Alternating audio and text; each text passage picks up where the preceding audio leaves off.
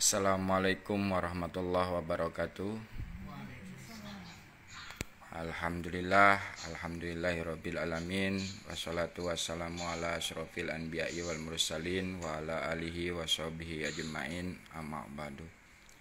Pertama-tama saya panjatkan puji syukur kepada hadirat Allah Subhanahu wa taala yang telah memberikan nikmat iman, Islam dan ihsan kepada kita, sehingga masih diberikan kemampuan untuk kumpul di tempat ini untuk melakukan zikir nafas berjamaah dan diskusi tentang sadar Allah. Salawat serta salam kita curahkan kepada Habibana wa Nabiyana Muhammad sallallahu alaihi wasallam. Mudah-mudahan kita ini adalah salah satu umatnya yang mengikuti ajaran beliau sampai yaumil akhir nanti. Amin ya Allah ya rabbal alamin. Pada kesempatan siang hari ini alhamdulillah Allah masih memperjalankan ke tempat ini untuk istiqomah. Nah, ini ada Bu Hajah Mirna. Di mana tinggal Bu Hajah? Di Cijantung. Cijantung. Nah, ini tuan rumah kita Bu Hajah Komala Santi beserta suami Pak Guntoro. Nah, ini kadang-kadang salah Gunawan Guntoro. Nah, kemarin ini salah disebut ya Pak Guntoro. Dan alhamdulillah juga ini ada Bos Apung. Nah, ini dihadirkan oleh Allah, dia hadir di sini untuk kita silaturahmi karena Allah. Pada kesempatan hari ini materi yang akan kita bahas adalah ini pesanan Bu Hajah Mirna, suluknya para wali ala DNSA ini kita. Nah, di sini kita pahami dulu makna suluk itu apa. Nah, suluk itu adalah perjalanan seorang hamba kembali kepada Allah, pada Tuhannya. Nah, itu nama apa makna suluk. Nah, kalau pelakunya adalah salib. Nah, ini salib itu adalah pelakunya, kita ini adalah sebagai salib. Nah, suluknya para wali zaman dulu itu tentu beda dengan yang sekarang kita lakukan. Para kekasih-kekasih Allah dulu itu perjalanannya dalam suluknya itu bertahun-tahun gitu loh. Contoh misalkan yang kita sering dengar kisah Nabi Muhammad, dia suluk di Gua Hiro itu selama 40 hari ya, mondar mandir. Kalau kita kan sekarang di rumah ya, yang kita lakukan sekarang suluknya di rumah. Dan juga itu istilahnya cuman hitungan jam. Ya. Kan 30 menit, 1 jam, 2 jam, 3 jam juga itu kalau dimampukan. Kalau ngandelin kemampuan diri baru 5 menit aja udah gelisah. Disuruh duduk diam, menyadari Allah, memanggil nama Allah, udah gelisah tuh. Kalau mengandalkan kemampuan diri. Tapi tak kala kita berserah total, ya alhamdulillah kalau bisa sampai 1 jam, 2 jam, 3 jam itu bersyukur kita. Karena kalau para wali, kalau kita dengar ceritanya Wali Sunan Kalijaga tuh, suluknya dia duduk diam di depan kali berapa tahun itu. Sampai jenggotan, sampai lumutan. Kan? Makanya wajar kedekatannya bersama Allah ya seperti apa. Tapi di sini kita pun bersyukur. Walaupun dengan suluk kita yang 3 jam, 1 jam, 15 menit, 20 menit, kita bisa merasakan apa yang mereka rasakan. Yaitu menyadari Allah yang dekat, bisa komunikasi dengan Allah. Nah, ini bagi teman-teman, sahabat-sahabat dimanapun berada, belajar ketuhanan, ingin kayak para wali, ingin kayak para nabi terdahulu, jangan ngarep, sadar dirilah. Ya, proses suluk kita seperti apa. Makanya kadang sadar, kadang enggak. Ya udah sadari memang proses kita seperti itu. Ya, kalau pengen 24 jam sadar ya suluknya jangan sejam. Gitu loh. Sanggup enggak tuh 40 hari diam duduk, enggak ngapa-ngapain, ninggalin semua. kegiatan di duniawi, berjalan terus jiwanya ke Allah. Sanggup nggak? Nggak sanggup. Ya, kita sering dengar ulama-ulama yang suluknya itu dia masuk ke hutan, meninggalkan semua urusan dunianya untuk berjalan menemui Allah dengan kesendiriannya. Dia lepaskan itu semua. Begitu sudah bertemu, ya akhirnya kan tetap kembali kepada masyarakat.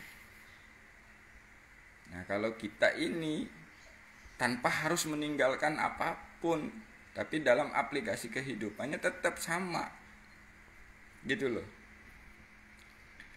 Makanya yang saya alami suluk dalam aplikasi DNSA ini ya luar biasa juga sebenarnya. Tak kalah saya diperjalankan oleh Allah keliling Indonesia, ini adalah sebagian suluk juga. Perjalanan juga yang nyata. Perjalanan jiwa, raga, dan ruhnya menuju kembali ke Allah. Karena kita harus menyaksikan Allah di saat diperjalankan itu. Kalau kita tidak menyaksikan Allahnya, nah disitulah yang akhirnya terjebak, tersesat. Ya, pas begitu mengadakan suluk, ketemu dengan ini, akhirnya apa? Belok ke situ, bukan ke Allah. Ada yang ngaku wali, akhirnya jadi murid wali, ternyata walinya aku-akuan. Ya, dan jadi istilahnya, kalau kita kenal Allah itu bukan sama dengan yang diceritakan mindset yang dulu kita pahami. Orang yang kenal Allah itu segala multi, misalkan gitu ya. Itu kunci Inggris, bisa begini, bisa begitu, bisa segala macam. Itu mah bukan mengenal Allah, jadi saingan Allah jadinya. Justru kita di sini belajar mengenal Allah itu untuk menyadarkan diri kita bahwa diri kita ini tidak bisa apa-apa, tidak tahu apa-apa, tidak punya apa-apa di hadapan Allah. Sehingga apa? Menyadari hidup kita ini dijamin Allah, dibimbing Allah, dikasih tahu Allah itu. Yang diajarkan Rasulullah kan seperti itu. Zuhud pada Allah, menerima semua ketentuan Allah dengan penuh rasa syukur dan yakin ada pertolongan Allah. Jadi jangan sampai terjebak. Kita mengenal Allah malah jadi ngaku Allah. Kita belajar mengenal Allah malah menjadi saingan Allah. Merasa doanya dikabul, merasa kita karena dekat bisa ngerubah kehidupan orang. Gitu. Nggak bisa. Ya, kayak kemarin ada yang protes sama bos Apung ya bos. Pung, ente itu kan kenal Allah, dekat Allah, mintalah sama Allah lu kaya kan gitu ya. Mintalah sama Allah lu tuh punya penghasilan sehari 3M. Nah ini, jadi salah pahamnya di sini. Justru kita itu kalau sudah mengenal Allah akan paham. Walaupun kayanya dikayakan oleh Allah, dia akan tahu cara menggunakan kekayaannya di jalan Allah. Walaupun dia miskin, dia akan tahu gitu loh, bagaimana caranya kemiskinannya ini menjadi semakin mendekat kepada Allah, bukan kufur. Kadang-kadang akhirnya kita dimiskinkan kufur gitu kan, menghilangkan nikmat-nikmat Allah. Ya, karena mindset pikiran kita rezeki itu hanya duit, hanya uang. Dan kita punya keyakinan tanpa uang nggak bisa hidup. Nah ini untuk memahami Allah sebagai Tuhan kita yang memberikan kehidupan, untuk melepaskan ikatan-ikatan di hati kita menuhankan selain Allah, itu kan melalui proses dalam kenyataan hidup. Emang situ udah ngalami alhamdulillah. Dulu saya keyakinannya kalau nggak punya duit nggak bisa ke mana-mana. Ternyata tak kala saya bergantung kepada Allah, berserah diri total kepada Allah, jiwa, raga, dan ruh saya berserah kepada Allah. Disitulah saya menyaksikan dimampukan Allah. Ya, bagaimana cara Allah memberikan fasilitas-fasilitasnya? Fasilitas kendaraan, fasilitas makan, minum, tempat tinggal. Nah itu tersaksikan jelas, nyata bagi diri saya yang dimampukan menyaksikan kenyataan dalam hidup. Jadi Allah itu maha gaib, tapi tak kala sudah dimampukan menyaksikannya nyata dalam kehidupan, ya sudah tidak gaib bagi yang dimampukan itu. Jadi jangan salah paham. Maksudnya nyata di sini bukan bentuk wujud kayak makhluk, tapi nyata dalam kesadaran jiwanya, dalam penglihatan batinnya. Makanya ada lahir dan batin. Jangan berhenti di penglihatan lahiriah. Batinnya harus menyaksikan Allah. Allahnya seperti apa? Ya tidak seperti apa-apa. Tapi di dalam keimanan kita, kesadaran kita bahwa itulah Allah yang tidak seperti apa-apa, yang menggerakkan makhluknya. Nah itu, untuk memberikan fasilitas. Jadi Allah ini bisa memberikan pakai perantara maupun tidak pakai perantara. Nah selama ini keimanan kita, keyakinan kita kepada Allah itu masih dipakai asbab, sebab akibat. Allah bisa memberikan ini, sebabnya ini. Tapi ada juga orang yang sudah meyakini Allah tanpa sebab akibat. Contoh misalkan ada yang keyakinannya punya uang kalau dia punya pekerjaan. Ada juga yang gak punya kerjaan tapi bisa dapat uang. Di Allah itu tidak membatasi dengan hal itu. Nah kembali lagi kepada pembahasan suluk tadi. Nah, di dalam perjalanan kita kembali kepada Allah ini memang harus benar-benar berserah total. Jiwa, raga, dan ruh kita kepada Allah sehingga dibimbing. Karena tak kala dibimbing oleh Allah itu di luar nalar kita, Bu. Ya. Contoh yang nyatanya bagaimana sih perjalanan suluknya? Itu kemarin Ibu berempat ke Solo naik mobil. Waalaikumsalam warahmatullahi. Monggo Pak, silahkan. Iya, masya Allah. Iya, monggo silahkan Pak. Dari mana Pak jenengan? Dari mana? Saya dari Tanah Abang. Tanah Abang, masya Allah, alhamdulillah. Namanya siapa Pak? Didi. Pak Didi, ya alhamdulillah. Kehadiran tamu Allah Pak Didi dari Tanah Abang. Nah ini contoh penyaksian lagi. Tak kala Pak Didi ini bukan diperjalankan oleh Allah, nggak mungkin sampai Bu. Ya, apalagi kalau pakai pikirannya, mau ke sini pakai pikirannya bukan kesadarannya kepada Allah. Wah jauh, wah ini, wah itu. Tapi tak karena Pak Didi itu berserah total jiwa, raga dan ruhnya kepada Allah, diperjalankan nyampe, alhamdulillah nih. Nah ini bukti nyata yang istilahnya suluk tadi, perjalanan tadi. Jadi perjalanan kepada Allah itu bukan hanya dengan ritual saja, harus dengan aplikasi juga. Kalau secara ritualnya kita duduk timpu dengan zikir napas, dengan fatrab diam, dengan fatrab gerak. Nah itu secara spiritualnya, ritual. Kalau spiritualnya aplikasikan dalam kehidupan. Kita udah bisa menyadari enggak di saat jenengan kemarin berempat itu diperjalankan Allah. Ada. Untuk bertemu Allah. Nah, gitu loh, bukan untuk hanya bertemu papur, bertemu Allah dalam arti kata. Nah, ini jangan sampai salah, papur jadi Allah, bukan papur jadi Allah. Gitu loh. Makanya kita kan belajar saksikan Allah di sebalik makhluk. Makhluk ini ya tetap makhluk, nggak bakalan bisa berubah jadi Allah walaupun sifat, af'al, perbuatan dan zatnya itu ada di dalam makhluk. Tapi itu bukan Allah. Nah ini bagi orang-orang yang jiwanya aktif kesadarannya akan bisa menyaksikan mana yang murni Allah, mana yang tercampur oleh selain Allah. Seperti membaca tanpa tulisan itu kemarin kita. Nah, membaca tanpa tulisan maksudnya cuma satu orang kok jadi jadi tanpa sengaja jadi silaturahim pulang kampung. Nah, itu. Pulang kampung kemudian ya sesuatu yang itulah Allah lah yang memberikan jalan seperti itu. Nah, oke, tanda-tandanya apa apabila kita jiwanya sudah sadar? Allah. Tanda yang pertama, kalau jiwa kita sudah aktif sadar Allah, yang pertama itu melihat tanpa ada wujud, mendengar tanpa ada suara, membaca tanpa ada tulisan. Itulah jiwa yang aktif sadar Allah. Maksudnya bagaimana melihat tanpa ada wujud? Yang dilihat itu hanya Allah.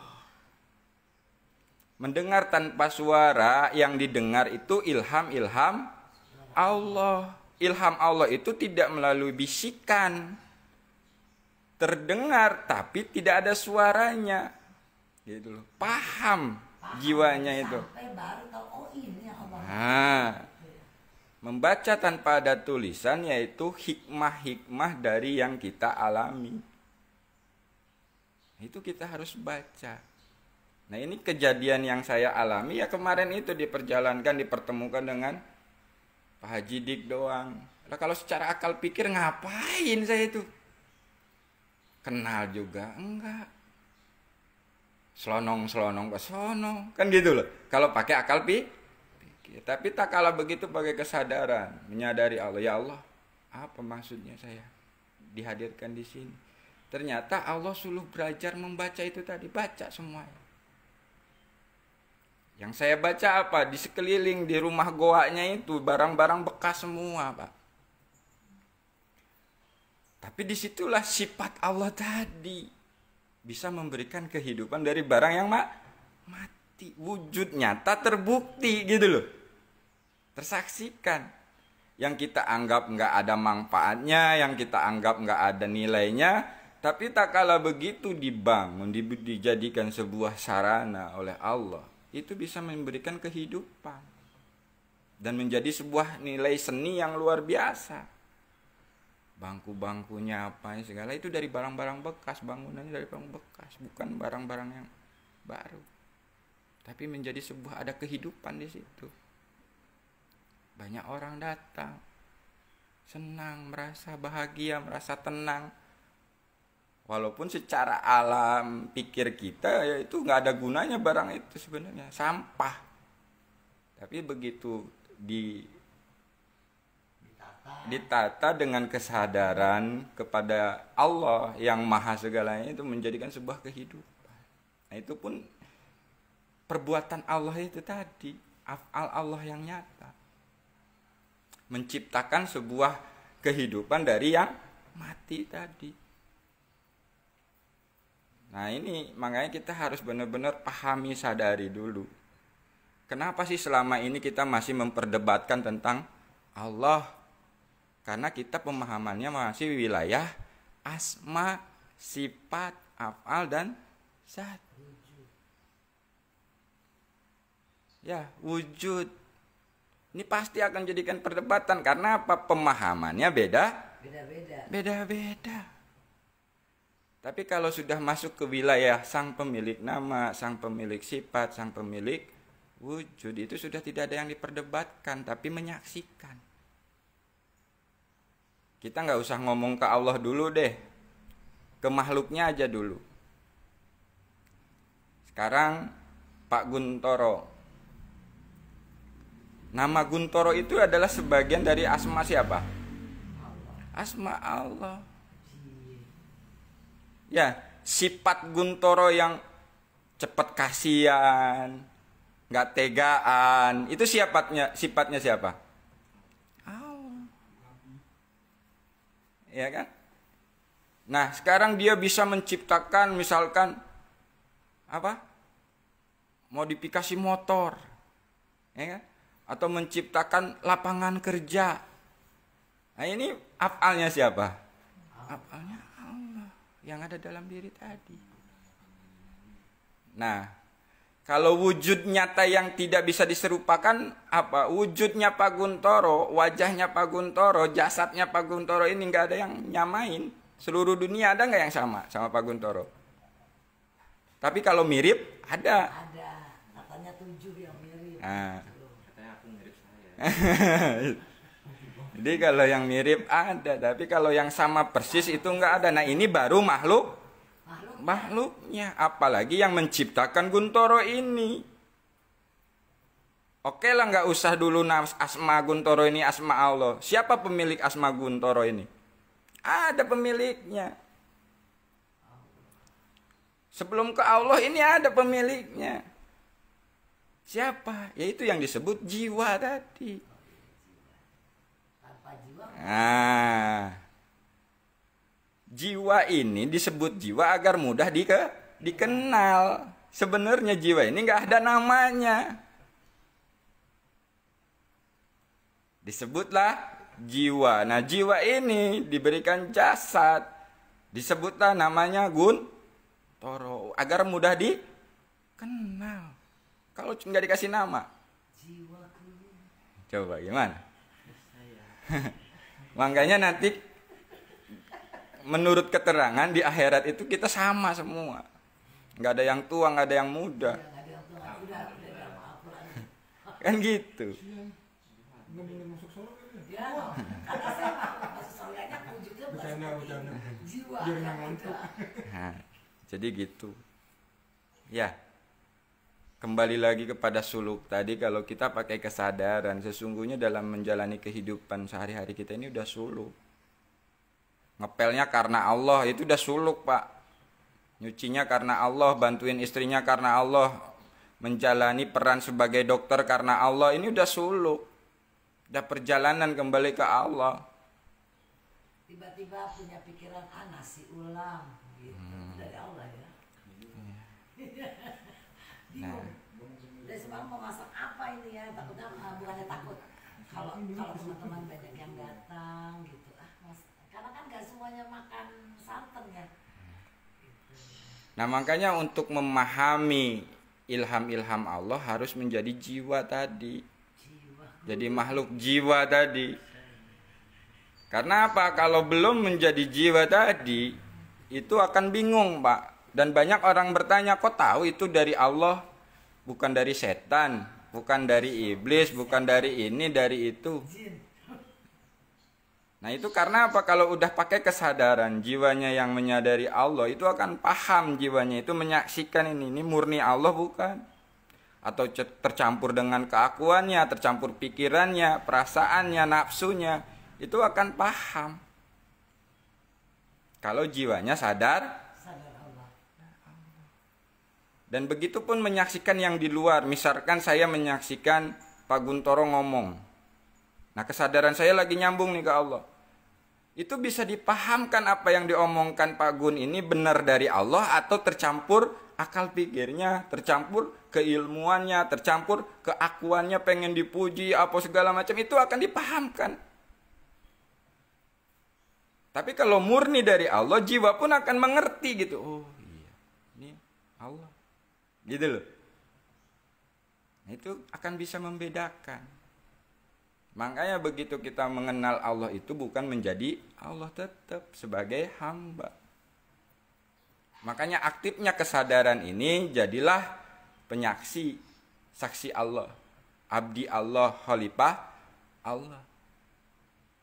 Saksi Allah ini memang kita harus benar-benar saksikan Allahnya di sebalik makhluk. Yang bekerja untuk kita ternyata itu seperti banyak hal perjalanan kemarin. Nah itu.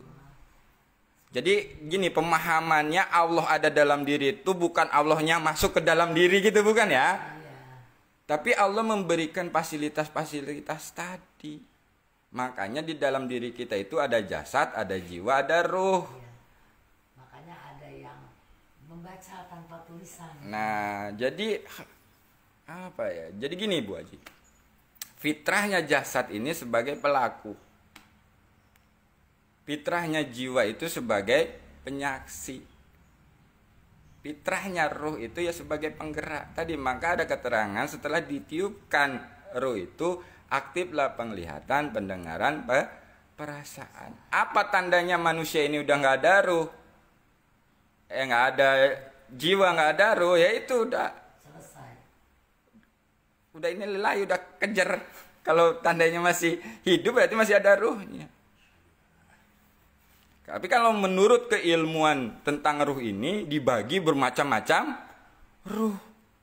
Dibagi bermacam-macam jiwa. Nah, di belajar kita di DNSA ini disimpelkan. Yang penting kita mengenal mana jiwa, mana jasad, mana ruh. Dengan napas lah segalanya. Nah, Pikir napas. kalau sudah tahu fungsinya, disitulah nanti tidak ada lagi kesalahpahaman. Digerakkan Allah, bukan Allahnya datang terus gerak-gerakin kita gitu loh. Yang memang udah ada dalam diri kita. Nur Allah gitu. Nur Rasulullah. Ya itu. Seperti itu yang kita dapat. Makanya cahayanya Allah, cahayanya Rasulullah itu bukan berbentuk cahaya seperti ini. Tapi tak kala jiwa jenengan menyaksikan sesuatu yang bukan di luar nalar jenengan, lalu jenengan paham, nah itulah cahaya Allah. Tiba-tiba jiwa jenengan, oh ini maksud Allah. Oh ini maksud Rasulullah. Mengajarkan seperti ini. Gitu loh. Nah makanya dalam penyaksian itu kita harus menyaksikan. Kita diperjalankan Allah. Nah di saat kita saling memberikan nasihat ini adalah perbuatan Rasul. Nah inilah syahadat yang sesungguhnya, yang nyata. Jadi saksi benar-benar menyaksikan, bukan nyaksikan bentuk wujud rupa. Ya, tapi menyaksikan keberadaannya dalam kesadaran kita.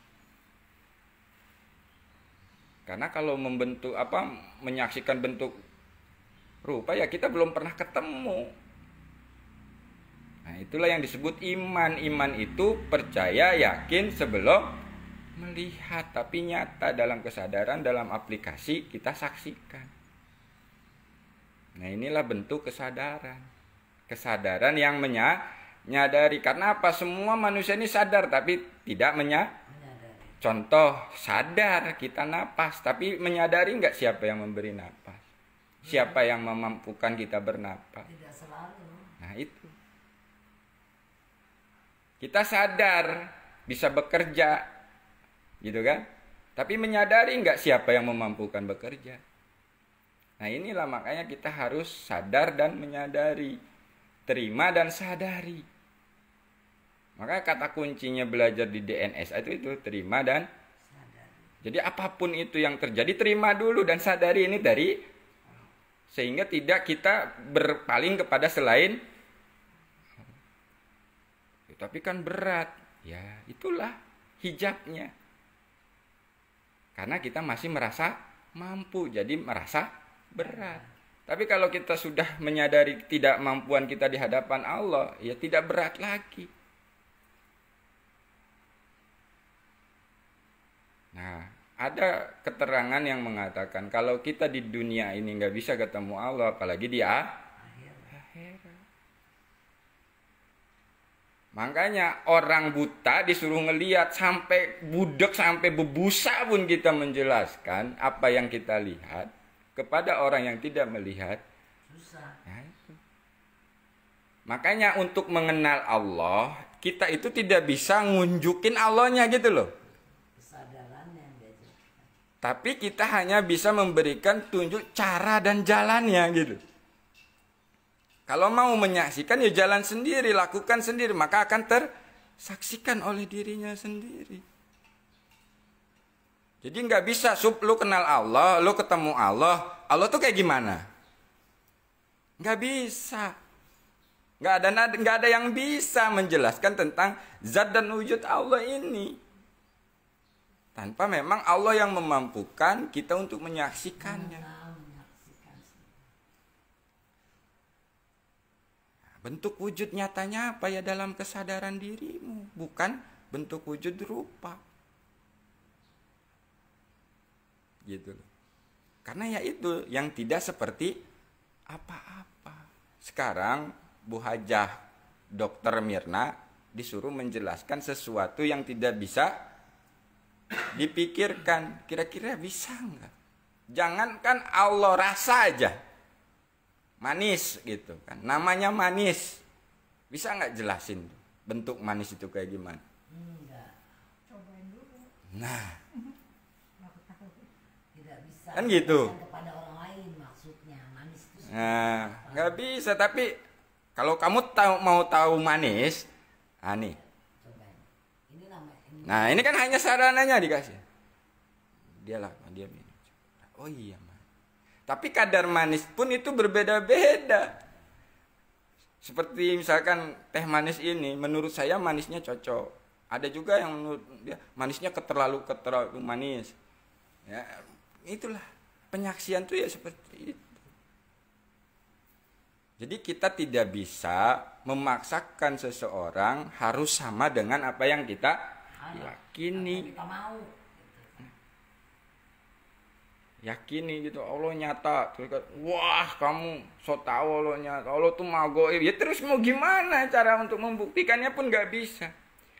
Yang bilang mengatakan Allah maha gaib nggak bisa buktiin, yang bilang Allah maha nyata pun nggak bisa buktiin. Makanya dalam laku ini kita masing-masing kembali lagi kepada individunya. Makanya di sini Pak Pur mengatakan belajar lurus ke Allah itu jangan sampai terhijab dengan apapun. Jangan sampai terhijab dengan guru mursyid. Mengagung-agungkan guru mursyid tapi malah menduakan Allah. Terus bagaimana caranya? Ya jadikanlah guru mursyid itu sesuai fungsinya. Jangan menjadikan Tuhan di hatimu. Gitu loh. Yang ada di hatimu hanya Allah. Nah, jadi kita ringkas makna dari suluk DNSA ini Bu Haja dalam aplikasi kehidupannya, tak kala segala sesuatunya kita sudah menjalankan karena Allah. Bagaimana cara untuk mengaktifkannya? Dengan niat. Tumaninah dulu sebentar, diam sejenak, sadari Allah, hadirkan dulu Allah dalam hati kita, lalu kita ungkapkan dalam hati kita mau melakukan segala sesuatunya karena contoh kecil misalkan bangun tidur kita sadari Allah dulu. Nah setelah sadari Allah, niat kita ke kamar mandi atau mandi itu karena Allah. Selesai mandi mau pakai baju, diam sejenak dulu, sadarin Allah, lalu niatkan dalam hati pakai baju ini karena Allah. Selesai pakai baju mau sarapan, diam sejenak dulu, sadarin Allah, niatkan dalam hati sarapan ini karena. Nah itulah suluk dalam aplikasi. Dan itu yang dilakukan oleh para wali juga. Makanya wali itu sampai-sampai tidurnya pun ibadah, kencingnya pun ibadah. Tuh. Karena apa ya itu tadi? Karena niatnya itu tadi, karena kalau sudah kita aktifkan terus itu dalam kehidupan sehari-hari, nah disitulah yang namanya sibghatullah. Tercelup dalam kekuatan Allah. Dan disitulah makna la haula wala quwata illa billah. Jadi kenal Allah itu bukan berarti kita bisa terbang, bisa doanya minta 3M langsung dikabul, bukan begitu. Itu tandanya malah memperbudak Allah kalau kayak gitu. Justru kalau seseorang yang kenal Allah itu akan menerima ketentuannya. Apa ketentuannya saat ini yang dikasih? Diterima dan disyukuri. Dan yakin akan adanya pertolongan Allah. Di saat susahnya diterima, di saat sakitnya diterima, di saat senangnya diterima, di saat kayanya diterima. Dengan meyakini dan bersyukur kepada Allah. Dan itu yang diajarkan Rasulullah. Rasulullah udah dijamin oleh Allah. Tapi dalam hidupnya mengalami kesusahan, dihina, dilempar batu, kelaparan, ngalamin hal-hal seperti itu. Padahal paling dekat dengan Allah. Nah kita sebagai umatnya, kenapa kok sekarang jadi lari gitu loh pemahamannya. Memahami yang kenal Allah bisa begini, bisa begitu, bisa begini, dan bisa malah menjadi pesaing Allah.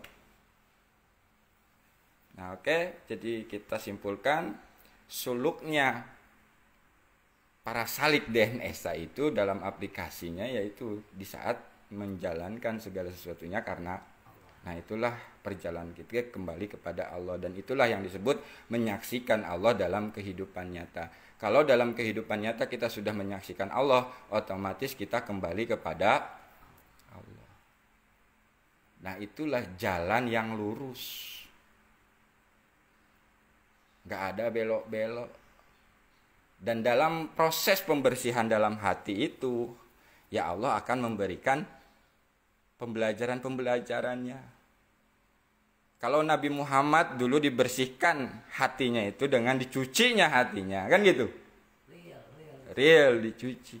Nah kalau kita ini, ya ada yang ngalamin dijadikan peran sebagai apa, Bos Apung? Marbot. Dulunya dia pengusaha, bos, punya anak buah. Begitu mendekat ke Allah dibersihkan hati ini, sekarang diproses nih. Coba lu Pung, sekarang lu melayani. Dulu lu mau apa-apa tinggal tunjuk, sekarang lu ditunjuk-tunjuk. Gimana perasaan hati lu? Kalau hati lu masih merasa terganggu hati lu, berarti masih banyak berhala di dalam hati. Tapi tak kala begitu hatinya sudah tidak terganggu dengan proses itu, disitulah di hatinya yang ada hanya Allah. Pak Guntoro, Bu Haja, diproses dibersihkan hatinya dengan dihadirkan permasalahan-permasalahan. Tergoyahkan enggak hatinya? Kalau enggak, berarti disitulah keteguhan iman dan hadirnya Allah dalam hatinya jenengan. Dan selalu bergantung kepada Allah. Bu dokter ditempah dengan berbagai macam, dari mulai anak yang meninggal, mau hari hak, mau nikah, wah diambil sudah. Hatinya terganggu. Merasa memilih enggak, itu adalah anak saya. Gitu loh. Allah ambil. Tapi beliau alhamdulillah ditabahkan, dikuatkan oleh Allah dan menyadari, ya Allah ini milikmu dan aku ikhlas ridho kembalikan kepada. Makanya apapun yang kita alami itu ada hikmah yang harus kita baca. Dan itulah cara Allah untuk membersihkan hati kita. Sama dengan diri saya. Diproses Allah, dikelilingkan, dipontang-panting ke sini kemari, itu untuk apa? Hati ini loh. Masih bergantung kepada Allah atau pada selain? Itu berhala-berhala dalam hati itu kan banyak Pak. Ada uang, jabatan, harta, segala macam, itu berhalanya. Termasuk diri kita sendiri itu berhala yang paling besar. Kalau diri kita masih merasa mampu, ya itulah kita menjadi berhala untuk diri kita sendiri. Nah, oke, kita sama-sama untuk berlatih, untuk berserah diri kepada Allah, ngambil posisi yang nyaman, boleh duduk timpu ataupun boleh sila, silahkan. Kita sama-sama berlatih dengan metode zikir napas. Nah ini suluk perjalanan kembali ke Allah dengan metode zikir napas. Kita benar-benar berserah total kepada Allah. Baik Bapak dan Ibu semuanya yang hadir maupun yang online, kita sama-sama melakukan zikir napas berjamaah dari level 1 sampai Sibghatullah. Sebelum kita melakukan zikir napas, kita lakukan dulu penyerahan dulu, agar tidak ada beban lagi di saat kita ke Allah. Bapak dan Ibu cukup mengikuti di dalam hati apa yang saya ucapkan. Baik, bismillahirrahmanirrahim. Ya Allah, ku kembalikan jiwa, raga, dan ruh ini kembali kepadamu ya Allah. Ya Allah, ku serahkan anak dan istriku ini kembali kepadamu ya Allah. Ya Allah, ku serahkan suami dan anakku ini kembali kepadamu ya Allah. Ya Allah, ku serahkan harta-hartaku ini kembali kepadamu ya Allah. Ya Allah, ku serahkan ilmu-ilmuku ini kembali kepadamu ya Allah. Ya Allah, ku serahkan guru-guruku ini kembali kepadamu ya Allah.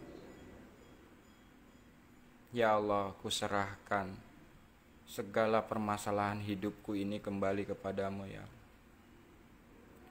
Ya Allah, ku serahkan segala penyakit yang ada di dalam jiwa dan ragaku ini kembali kepadamu ya Allah. sampai benar-benar hati kita itu tidak ada lagi rasa memiliki. Awal dari Allah kita kembalikan kepada Allah. Inna lillahi wa inna ilaihi raji'un.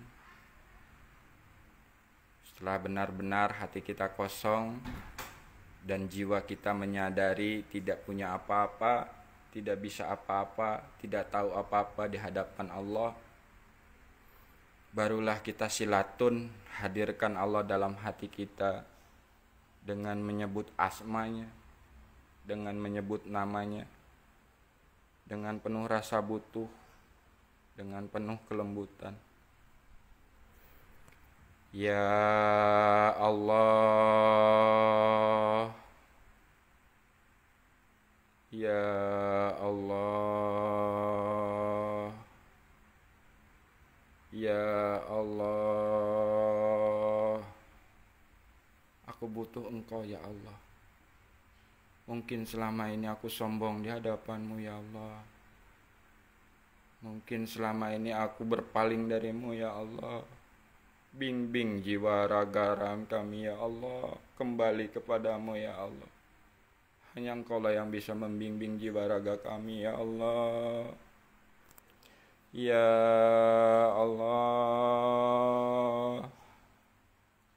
Ya Allah,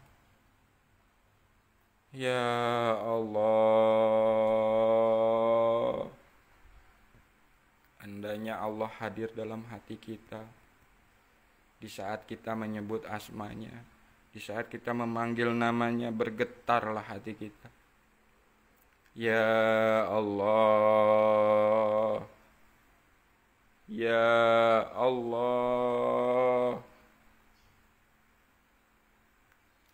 Setelah benar-benar kita menyadari ada di hadapan Allah, kita sama-sama minta ampun di hadapan Allah. Astagfirullahaladzim, Astagfirullahaladzim, Astagfirullahaladzim. Asyhadu an la ilaha illallah wa asyhadu anna Muhammadar Rasulullah. Allahumma sholli ala Sayyidina Muhammad wa ala ali Sayyidina Muhammad.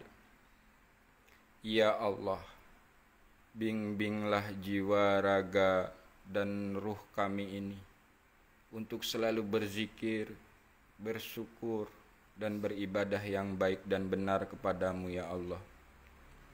La haula wala quwata illa billah. Baik, matikan jasad kita, jangan bergerak sedikit pun. Namun rileks-rileksnya. Dan sadari napas kita yang keluar masuk melalui hidung kita. Biarkan napas itu keluar masuk dengan sendirinya tanpa kita atur. Cukup kita sadari ada napas masuk, ada napas keluar.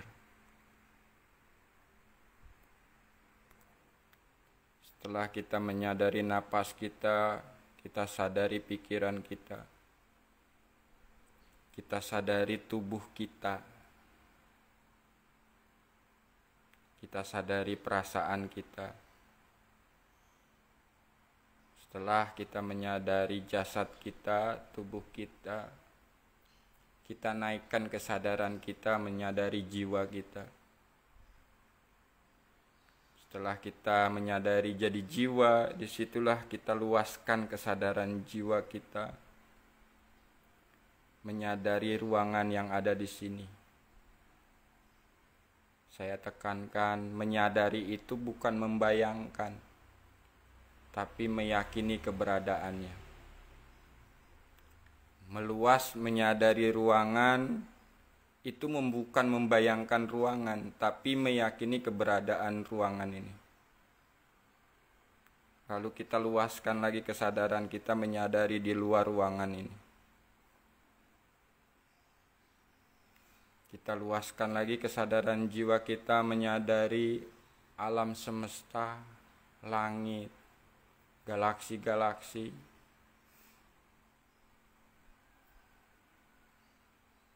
sampai menyadari alam semesta yang tiada batas.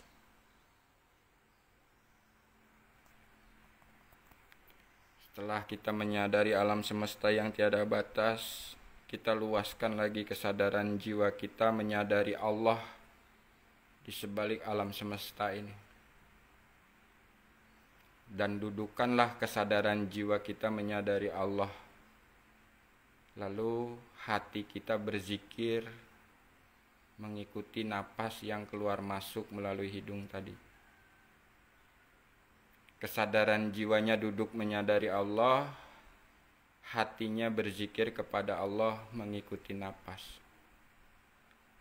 Napas masuk hu, napas keluar Allah.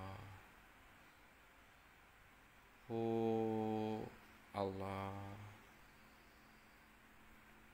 Hu Allah.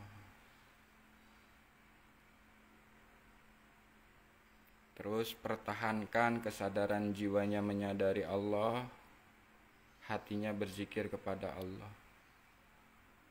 Hu Allah. Hu Allah.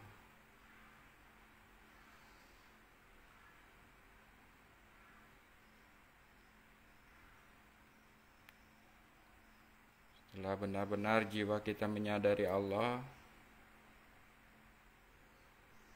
kita luaskan lagi kesadaran jiwa kita. Di saat hati kita zikirhu, kesadaran jiwanya semakin mendekat ke Allah. Di saat hati kita zikir Allah, kesadaran jiwanya semakin berserah di hadapan Allah. Hu mendekat, Allah berserah. Yang mendekat dan berserah itulah kesadaran jiwanya yang meluas, semakin mendekat dan berserah di hadapan Allah. Dan hatinya tetap berzikir, hu Allah. Hu Allah. Yang berzikir hatinya, jiwanya berjalan terus mendekat dan berserah di hadapan Allah. Hu Allah. Hu Allah. Jiwanya semakin mendekat dan semakin berserah di hadapan Allah.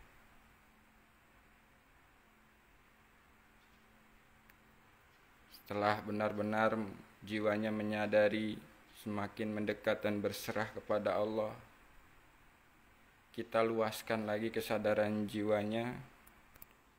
Di saat hatinya zikirhu, kesadaran jiwanya menyadari yang ada hanya Allah. Di saat hatinya zikir Allah, kesadaran jiwanya menyadari yang ada hanya kekuatan Allah. Hu, yang ada hanya Allah. Allah, yang ada hanya kekuatan Allah. Hatinya berzikir hu, jiwanya menyadari yang ada hanya Allah. Hatinya zikir Allah, jiwanya menyadari yang ada hanya kekuatan Allah.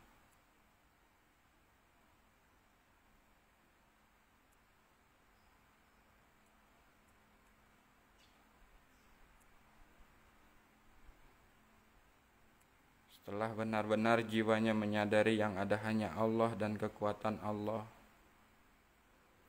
kita luaskan lagi kesadaran jiwanya masuk ke dalam celupan Allah, sibghatullah. Jiwanya masuk ke dalam celupan Allah, hatinya tetap berzikir kepada Allah. Hu Allah. Hu Allah. Setelah jiwanya masuk dalam celupan Allah, jiwanya akan menyadari segala sesuatunya dengan kekuatan Allah. Kita berzikir dengan kekuatan Allah, kita menerima dengan kekuatan Allah, kita bersyukur dengan kekuatan Allah, dan kita yakin pun dengan kekuatan Allah. itulah jiwa yang sudah masuk ke dalam sibghatullah.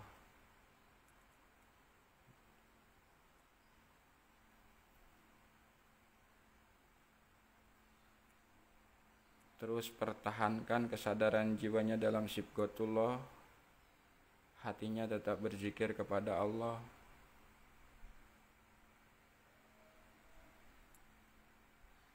Dan saya akan akhiri siaran langsungnya.